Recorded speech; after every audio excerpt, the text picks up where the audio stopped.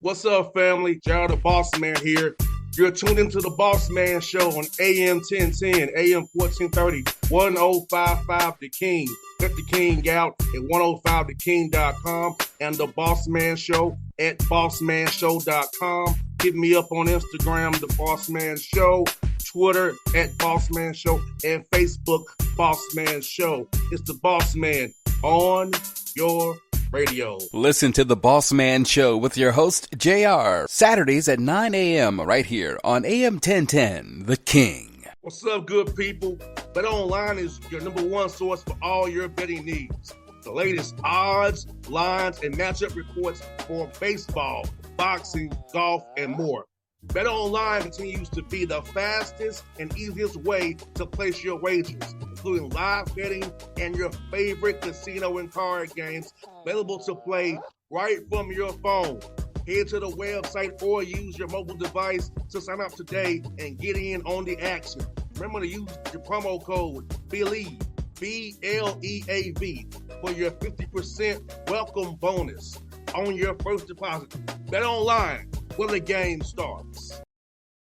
BS3 Network, changing the way you watch TV. Yes, BS3 Network, changing the way you watch TV, covering content and hot topics from A to Z, sports, music, society and culture, movie reviews, you name it, we have it. Check it out on bs3network.com or check us out on Roku, BS3 TV on Roku, as well as check out your favorite podcast on all podcast platforms or Spreaker.com/BS3 Network. You are now tuned to BS3 Network.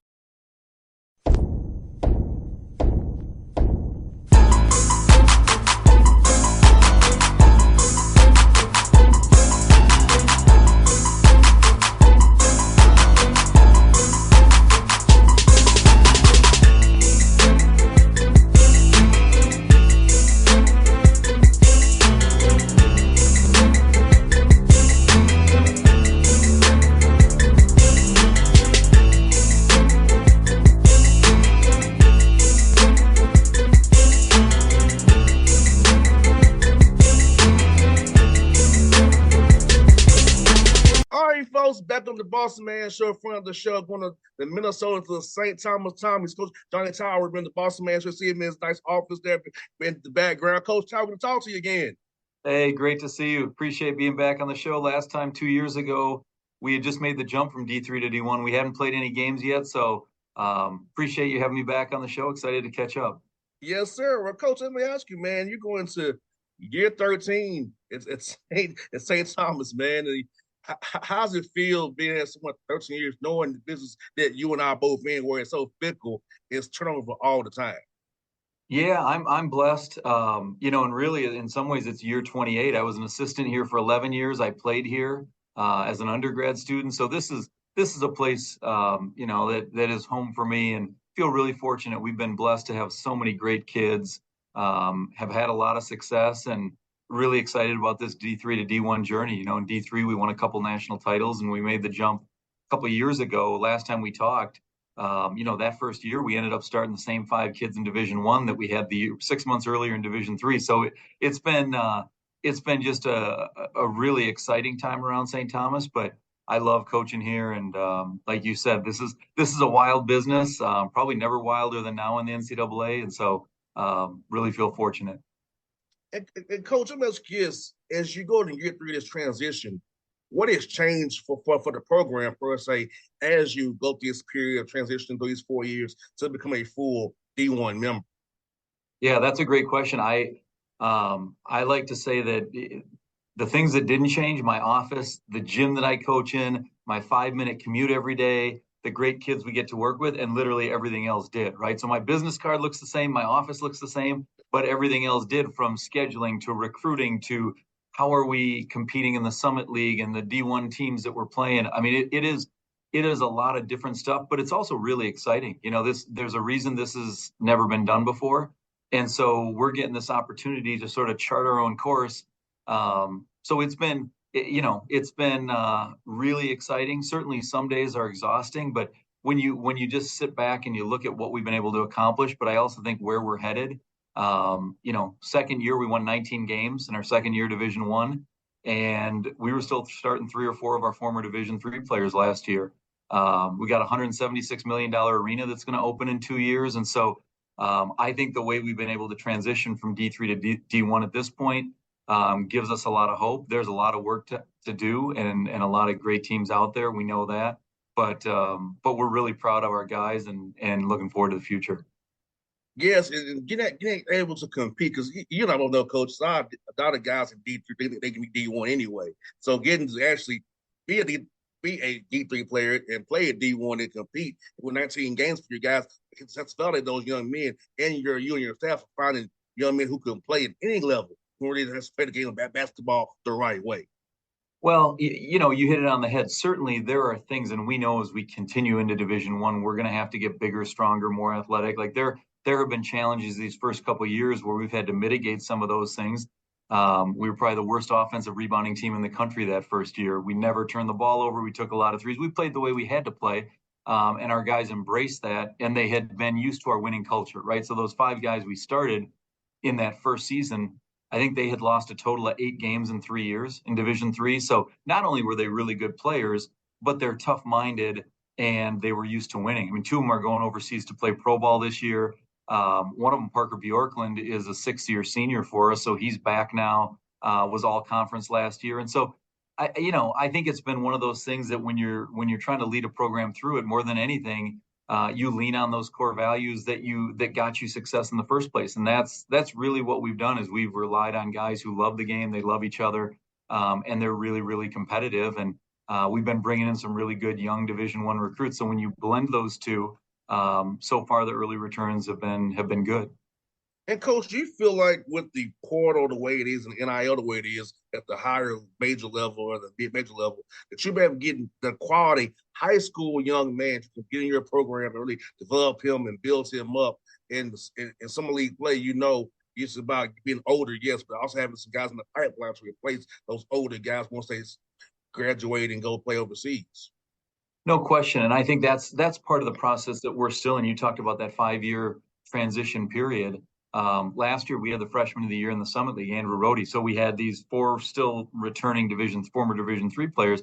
Andrew's freshman league of the Summit League. Now he's at the University of Virginia, and so he's playing for them. And that wasn't necessarily by design. We would have loved to have him back, but we're also excited for him and the opportunity he has. And so, like I always say, we can only coach the guys who are on our campus. Andrew had an unbelievable freshman year. We had other freshmen who made big contributions, and we think we're going to again. And so year over year, I think what you allude to is NCAA basketball is different than it's ever been before, right? With NIL and the transfer portal, it is a more transient profession, and thinking that all of your guys are going to be there 4 years, that's simply not reality anymore. That said, I do think we're at St. Thomas, where we're an unbelievable school. We get a lot of hometown kids, and I think we're going to keep a lot of kids for 4 years, and that's really how we're going to build our program, is largely through high school kids who say, I want to get a degree and be a part of this story of this little Division III school that's actually not that little and now going to Division I.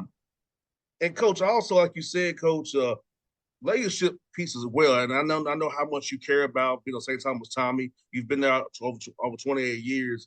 And when you talk to a young man, you're talking as somebody who's been in their shoes, who will step foot if they come in their shoes. So talk about that leadership piece, building with these young men, especially more when it's become more transactional. But I feel like if a young man's relationship with you and knows you really care about him, he would stay rather than go if it's all things have been equal. No question, and I love the way you put it, all things being equal. And that's our job, is to create conditions for our guys to be successful, not just on the court, but in the classroom, in the community, as they develop as human beings. And I think what you're also referencing, I can talk to parents when we're recruiting them. And I was here as an 18-year-old freshman longer ago than I'd like to admit, but fall of 91, I was a freshman here. Here we are 32 years later, and 28 of those 32 years I've spent at St. Thomas. And so it doesn't mean I'm going to be here forever, but I can look parents in the eye and say, listen, I've been here for the last 24 years. I taught psychology for 21 years. I've coached basketball for 24 years. I'm not looking to go anywhere else. And I love this place. And I think as a parent, that means a lot to know, like, hey, I think this is going to be the coaching staff that's going to work with my son for the next 4 years, because you and I know there's nothing wrong with transferring. There's certain times that that's the right thing to do, but all things being equal, to quote you, if everything's equal and you can stay in the same place for 4 years and grow and develop, and as much as anything, develop friendships, relationships, that these are the guys that'll be in your wedding. These are going to be guys that you're connected to in the business community. Those are things that are hard to obtain in college and to really build if you're jumping around from school to school. And so I think we're certainly hoping to build something at St. Thomas that has that kind of staying power, where guys simply want to be here for all those reasons. And Coach, I had this simple experience for me on the football side in '08. Georgia State just got football. And I'm like, I'm a senior here. I've been at Tennessee State all these years. I'm not coming home just to come back home. So I chose what I already knew, the relationships I had, over to come back home for one final year. Like no. If so, yeah. I had that experience myself. I decided to stick where I'm at and not just because it seemed good to take that opportunity, because I feel like I've been with these guys. This will be my 5th year here. And, while I'm going to go here and play with a new, just getting football for the first time, school, just because at home, I wasn't doing that. Love it. No, you're right. And so much of our culture, right, where, the Instagram culture, and you look at photos online and everything looks great. But at the end of the day, you got to think about your situation, our guy's situation, everybody in the world. It's like, hey, where day after day after day after day am I going to wake up really excited to go to weightlifting, to go to class, to be excited to be in the locker room with these guys that I trust that are going to play the right way? And, you think about college, it's a small window in life, and yet it can really be transformative, right? With how we all grow and develop. And that's what's kept me in college coaching for so long, is you see 18-year-olds and how they are when they come in and what they're like when they leave, and then what they go on to do beyond that. And I just think, more than anything, if all things are equal, if you find a school you love, it's a good spot to be, because you're going to have people who look out for you, and you're going to have friends for life that, during those difficult times that we all know we're going to have, who are you going to lean on? And oftentimes it's those teammates. I know for me, I bet 5 or 6 of my closest 10 friends in the world are college teammates. And that was 30 years ago. But those are the guys that you trust, because you've been through battles with them. You've been through ups and downs, and you all went through that stuff together when you were 18, 19, 20, that forms a bond and really a relationship that you're going to be able to be there for one another throughout. And so it's fun hearing your perspective, because I think that is what makes college athletics so unique. Yes, like I'm going to Memphis tomorrow for a game, and for TSU plays for Pine Bluff in Memphis. I'll see a lot of my teammates who I haven't seen in some years, but it'll be like old times, because we have that bond, that rapport, that oneness, because we went those 5 a.m. sprints and running them stairs together, So all those things that we did together goes back it's never happened. We all boys, like you said, every day. And you pick up like it was yesterday. I think that's the other thing you hit on, that, college sports is so special. It's hard, right? There are times those 5 a.m. wake up calls and the late night bus rides and all the stuff in between. It's not always easy, but you think about when you're done with college and what are you going to go do? Well, how often do corporations come to us and say, we want your senior leaders? Like, yeah, we want straight A students, but the reality is we don't know if a straight A student can work well with others. If you've got a captain who's a good student, but he's been through some injuries, he's been through wins, he's been through losses, he's led young guys, like those are the things that every single organization in the world wants in terms of leaders. And so I think that's still, to me, the college sports, winning and losing matters. It matters a lot. We all know that. But beyond that, there are so many other benefits of being a college athlete and how that can help you develop for the long term. And Coach, I'll tell any young man, look at me, I went to NFL training camp 3 times. I didn't have a great career or nothing, but I was a training camp and did what I did. But having my MBA, it helps me with my radio side. Like, my degree is not in communications. It's business, right? So it's like, for me, the off the air stuff for me is easy. Like, because I had my degree. The on air stuff, I played basketball, I played football, baseball. That's easy to me. It's like back in my head stuff. But knowing how to run my accounting, how to market, how to hire people, how to do HR software, that came from my business degree. If I didn't go to school and go get my MBA, I wouldn't be able to do what I do off the air, what I could do on the air. Yeah, no, and that's the foundation, right? When you talk about that, and really when people talk about student athletes, and sometimes I think it's used as a cliche, but you think about a student athlete, like over those 4 or 5 years, if athletes use that time to not just be great athletes, but truly grow who they are as a person and to enhance their brain and the way they think and to network with people, like you're going to come out of there and there are going to be some people who knew you as an athlete, but what they're going to respect about you now is your business acumen. And you put those two things together, and that's where I think it's so invaluable.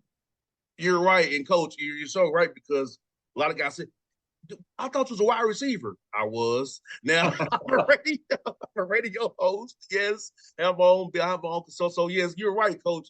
That recognition of knowing Simi from being on the field, the speedster that's from Atlanta to now radio guy, 14 years in doing my own thing, is like the transition has been great for me, Coach. I tell young men, if I can do it, you can too. Now I didn't get to reach about the goal I wanted to reach with the NFL, being have a full career, but athletics gave opportunity to still be around it by using my degree, been in that 5th year.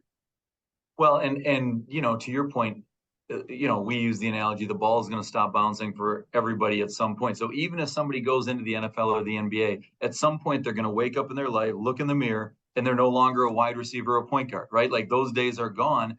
And I don't care how much money somebody made. I don't care how many accolades they have. Like, you got to have other stuff in you, in your heart, in your soul, where you're going to have a life full of passion and joy. And you're clearly doing that, doing something you love to do. I'm fortunate to get to do it. And I think that's certainly one of our goals, probably our primary long-term goal for all our players, is look at, when you're done playing here, you've got to have a foundation of skills and a spirit that wants to go out and enjoy life and make things better for other people. And being where you're at, the Minneapolis, St. Paul area, internships for your young men. Like with now back when we and you played, with no hour limits per se, but now with the limits on the hours, you can go do an internship and network and work on preparing yourself for that after when the ball starts bouncing, because that's so important to me. I feel like that's because you have to get a degree. We all are going to be millionaires. We got that degree will give you that foundation, do whatever you want to do in life after we stop being athletes. Absolutely. And I think that's the way you put it is wonderful, because the balance we all try to strike, right, is how do we make sure that we're putting the best team on the court we can and developing these guys on the court, but also actually pushing them and encouraging them to major in the discipline they want to major in and get an internship or do research in the things that they want to do. Because you and I both know there are some athletes out there that don't do that. And sometimes that's the coaching staff, right? Sometimes that's the coaching staff saying, all you're doing is sports, and that's a real disservice. We just got done with a trip to Italy, which was awesome. And on the way out there, we spent 2 days in New York City, and we walked around areas, New York Stock Exchange, some different companies, and had a couple speakers. And the impression they left on our players was really powerful, because it was more about how the skills you're learning in basketball and on this team are going to serve you well later in life. And it wasn't about you're all going to be pro basketball players. The stats would bear that out. Not many people end up playing in the NBA. So if that happens, great. And even then, you better have a good business background and understand how to handle things. But if it doesn't happen, what's going to be the other thing that's going to keep fueling you day after day? And so that trip was pretty special, because our guys got to play in Italy. We played some good pro teams over there, and some of our guys want to go play professionally. But there's also a little eye-opening, like, pro basketball overseas isn't as sexy as some people think it is, right? Like, it's not all the glamour. Certainly there's wonderful parts of it, but I think back to the gyms we played in, how hot they were, 105 degrees, no air conditioning, 2 refs, slippery floors. And it was awesome. Don't get me wrong, but it was okay. This is not waking up playing in the Target Center in Minneapolis. This is a different lifestyle if you want to do it. And so for me, that was a great awakening. Whatever they want to do, we want to help them educate themselves on what's best for them. And Coach, I thought that trip to Italy was good also for team building, team bonding. And I feel like that's the thing with football. We don't get to take foreign trips per se. It's like we just don't. We can't do that. So, but for basketball, you can. I feel like that's a way to bond and become one, because the adversity will come. But if you're already together, already holding each other accountable, by having to be coached to effort and energy, and you're already one, and you get it done in August, is good when it happens in January, February. Hopefully not in March. Right. No, hey, it was incredible because it was like 11 days together. And you think about it, how many guys would you spend 11 days in Europe when it's 100 degrees and you're waiting in line to go sightsee at the Colosseum or Vatican City? Like, you're doing a lot of stuff that's tiring, right? And at the end of it, just the team bonding of being together for that long. But then you add in the games, you add in things that guys had never experienced, and they're doing that together. And it really was, I would say it was a pretty magical experience that our guys will never forget, because they were able to do that all together, learn so much educationally and culturally while competing. But honestly, basketball was kind of an afterthought when I look at all the other things that we did on the trip. It was something that I think none of us will ever forget. And we're certainly very grateful. We had an alum, Brett Keith, who's a 1994 alum from St. Thomas, and he's fallen in love with our program, and he funded that trip to Italy for our entire team, which, again, you talk about paying it forward. Our guys are acutely aware of how generous this was. And hopefully someday they're in a position to give some young people a similar type of opportunity. So I think just holistically, it was a really, really special opportunity. Yes, I'm looking. Italy kind of reminds me, Coach, of Athens and Greece. When I went to the Olympics in Athens, it kind of reminds me of that. Going over there, and I'm going to the Paris Olympics as well next year. So I'm looking forward to that. I just feel like, going to Greece and going to London, going to Italy, and going to France, like so much you can see in Spain too. It's like seeing all that stuff, like wow, stuff you see in history books, stuff you see, you read in movies, like actually go touch it and experience it is like one of a kind. Oh, it's amazing. And part of why I wanted to go over there was, Rome, and you look at the different iterations of Rome and how a city's been built on top of a city. And so for me, part of it was the metaphor of St. Thomas, that we're building a Division I city on top of our Division III city. And so seeing that metaphor, right? And then the history of places like the Colosseum and Vatican City that I think put in context for all of us, like, where are we really in this world of 7 billion people, the things that stress all of us out? Maybe I got to take a little bit different perspective, but then also juxtapose that with the idea that each one of us makes a difference in the world. And so our players got to see all that. My wife's family, her mom's side is from Italy. So she was there. We had my 18-year-old's a walk-on freshman on our team. Our 15-year-old was there. We got a 2-year-old baby girl. So, I mean, you talk about travel. We were all up for 25 hours on the way back straight. We had an 11-hour flight from Rome to Charlotte. We had a 5-hour layover, another flight. So, like, even that stuff, that's not easy. But the places you're talking about, Spain, Greece, Italy, like the history and the culture that exists there, to me, it really allows for a different way of seeing the world. Yes, it's very fun. Like I enjoy traveling. One of my pastimes to do when I'm doing this when the Hawks are playing, I get these 5 months to myself, go experience life a little bit. It's my wife loves to travel more than I. So any weekend we can, she is looking to travel, because it just, again, you think about, I don't care what age we are, the amount you can learn by traveling is probably exponentially greater than doing the same thing we do day after day after day. And so to get a chance to do this every 4 years, like the NCAA allows you to, if you can, with a group of young people, I think they're aware how fortunate they were. And I think, moving forward, they're only going to appreciate it that much more. 10, 20 years down the road, I'm sure they'll still be telling stories about the times they spent in Italy. And I think what helps me, Coach, too, playing travel baseball. So I learned to speak French, Spanish, and Dutch from playing travel baseball. So when I was a kid. So going over there, I can kind of make my way through, because from playing as a kid, I know how to speak the language. Because it was funny that, as a kid, I'm getting a whole world lesson as a 6-year-old travel baseball. That's pretty awesome. Hey, and that we didn't talk about that, but just the language barrier, right? And we did a session. My wife came in and Chancey put the kids through, or our guys, not our kids, like an hour tutorial on speaking Italian, just basic phrases. How are you today? Could I order this? Stuff like that, again, it gives them an appreciation for, how many people throughout the world communicate in different ways, and empathy, and how do we meet one another halfway, whatever it is in life, whether it's communication, just serving others. And so those, I think you're hitting on all of it. It's the list is innumerable. And coach, what I tell people all the time, coach, is like for me, when I'm trying to baseball, like we didn't care about each other's race or language or well, 6 year olds trying to have fun on the weekends and play baseball.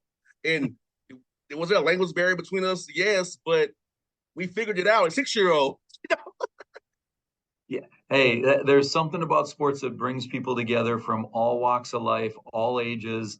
And, I think that is something that when done well, and you think about how to progress society, right? I think about what we're really trying to do. If I look at the mission statement of St. Thomas, it ends with to advance the common good. That's at the end of the day, that's what we're trying to help mold young leaders of the future. And that when sports is done well, that's exactly what happens, right? You have young kids growing up playing together, communicating with one another, and they don't think about how they're different. They see the similarities and the common goals, and it's a beautiful thing. Because coach, I had a picture in my office as a kid. I'm like, I tell my intern, this is what the world should be. It's all different colors, backgrounds, religions here on this team. We were 6 years old, 7 years old, but we won because we didn't care. It was just kids having fun. And I missed that experience of, older I got, it got more differently. But those first teams I had, coach, it was like, this is what sports is to me. This is what life is. So I've got experience my whole life. Like, hey, I know what it is to be just together when it doesn't matter. I've played it. I've had that experience. So I feel like we should try to strive for that. Try to tell my interns, my staff, and everybody, like, I've seen it done the right way as a child. Yeah, well, and hey, think about that decades later, the impression that left on you, right? Like sometimes we forget how young kids, like the stuff that happens to them, how powerful a lesson it can be, and how many times you've spread that message and that love and kindness to other people, and you learned it playing youth baseball. And I think that's, again, wins and losses matter. I say it every single day, but as coaches, we've got to keep sight of that big picture that we're really in the business of developing human beings. And the best way to do that is get them to see being part of a team is like a family, and you love your family, and it's not always pretty, it's not always easy, but that family, you can trust them. Yes, and that's why I feel like the Lord's blessed me because like from 4 years old to now I've been in sports, meeting guys like yourself just for sports. Because I say sports has given my whole life and given me everything I have. So sports has really been my life's calling. I've been able to use what sports give, use what the Lord's taught me as well, and help people see the light. Like this is how we can really live. We can really do what Jesus did through sports, and we can apply that to the world. Be a much better place.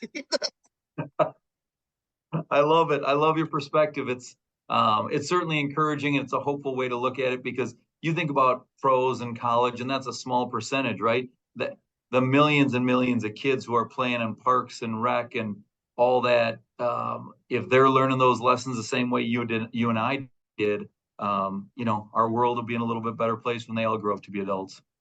Yes, sir. And coach, I must ask you, man, how has scheduling been for you since you're in year 3 now and you won some last year? Did guys avoid you this year not wanting to play as much, or is it been a little tricky for you, man?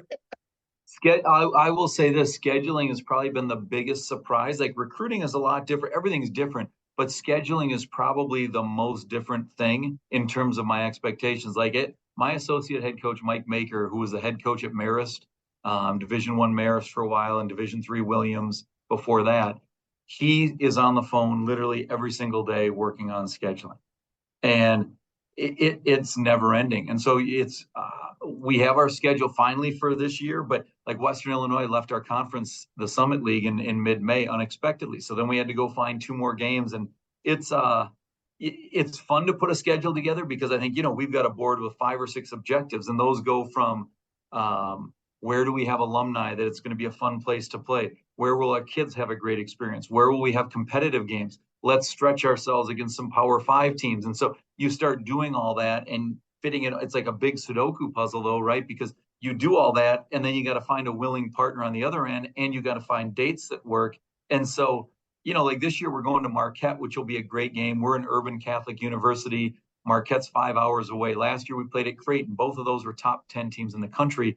What unbelievable experiences for our guys. And so I think those are certainly things that on the calendar you look at and you say, that's going to be a lot of fun. We were up 1 on Creighton with 10 minutes left last year. They ended up beating us, but we're on the road. There's 18,000 people. And we had 4 kids starting that 2 years ago were playing Division III basketball, and they're looking around this gym like, we got a shot here, and Creighton was 1 shot away from the Final Four. This year we open at Berkeley. Mark Madsen, who used to play for the Timberwolves, and he's in there in his first year as the head coach there. So games like that are certainly exciting, but there's also a lot of regional games that, to me, those are the ones we need to play for our fans from a budgetary perspective. And so we try to do that. We play UW Green Bay, UW Milwaukee, Chicago State, and there are a lot of teams like that as well. So, but long-winded answer, scheduling, I could talk for hours because, as you know, it's one of the greatest challenges. There's got to be a better way to do it because all of us in college basketball lament it, yet we're all doing it the same way.